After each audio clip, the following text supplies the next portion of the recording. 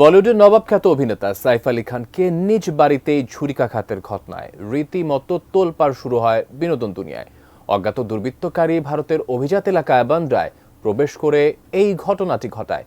অভিনেতা ও তার পরিবার বর্তমানে সুরক্ষিত আছে, তবে চাঞ্চল্যকর এই ঘটনা এবার নতুন করে যোগ হয়েছে আরেক অধ্যায়। বিস্তারিত জানাচ্ছেন ইশতিয়াক হোসেন। সাইফ আলী খানকে ছুরিকাঘাতের ঘটনায় অপরাধীদের ধরতে মুম্বাই পুলিশের ৩০টির বেশি ইউনিট কাজ করছে বলে জানিয়েছে দেশটির একাধিক গণমাধ্যম। এদিকে সাইফকে বান্দ্রার নিজ বাড়িতে ছুরিকাঘাতের পর সিসিটিভি ফুটেজে ধরা পড়ে এক দুর্বৃত্তকারীর চেহারা। এরপরই আরও জোরালোভাবে শুরু হয় অপরাধীকে ধরার অভিযান।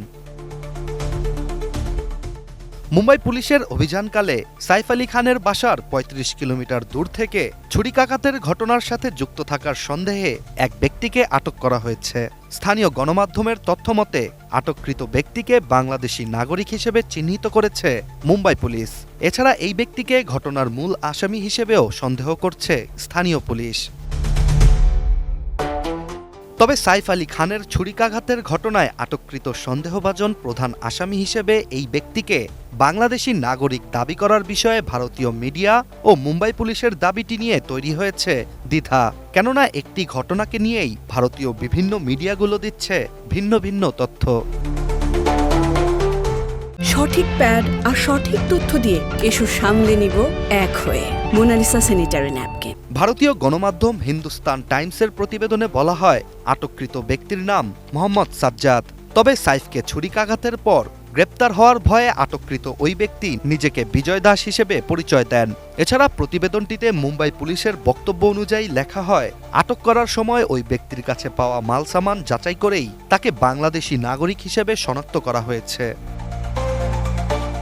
অন্যদিকে ভারতের আরেক শীর্ষস্থানীয় গণমাধ্যম টাইমস অফ ইন্ডিয়া তাদের প্রতিবেদনে একই ঘটনায় আটককৃত সেই ব্যক্তিকে মোহাম্মদ শরীফুল ইসলাম শেহজাদ নামে অভিহিত করেছেন। তাদের মতেও আটককৃত এই ব্যক্তি বাংলাদেশের নাগরিক, আর সন্দেহজনক এই ব্যক্তি ৬ মাস আগে বাংলাদেশ থেকে ভারতে প্রবেশ করেন বলেও প্রতিবেদনটিতে উল্লেখ করা হয়। এখন স্বাভাবিকভাবেই প্রশ্ন ওঠে, প্রমাণযোগ্য কোনো পরিচয়পত্র না পেয়েই কিভাবে একজন ব্যক্তিকে কোনো দেশের নাগরিক চিহ্নিত করা হয়? এছাড়া একই ব্যক্তির নাম ভারতীয় মিডিয়া ভিন্ন ভিন্নভাবে কেন প্রকাশ করছে? আর আসলেই কি সাইফ কাণ্ডে আটককৃত এই ব্যক্তি একজন বাংলাদেশি, নাকি এটি বাংলাদেশ ভারতের মধ্যে চলমান উত্তেজনায় ঢাকাকে খোঁচা দিয়ে ভারতীয় মিডিয়ার প্রোপাগান্ডা? ভারতীয় মিডিয়া শুধু যে নাম নিয়েই ঘাপলা করছে তা কিন্তু নয়। নামের পাশাপাশি আটককৃত ব্যক্তি যেখান থেকে আটক হয়েছেন সে বিষয়ে ভুল কিংবা ভিন্ন তথ্য ছড়ানো হয়েছে, যা ইঙ্গিত দিচ্ছে ভারতীয় মিডিয়া ইচ্ছাকৃতভাবেই এই ঘটনায় বাংলাদেশের নাম জড়িয়ে দিতে চাচ্ছে। Ishtiaq Hossain, ATN news.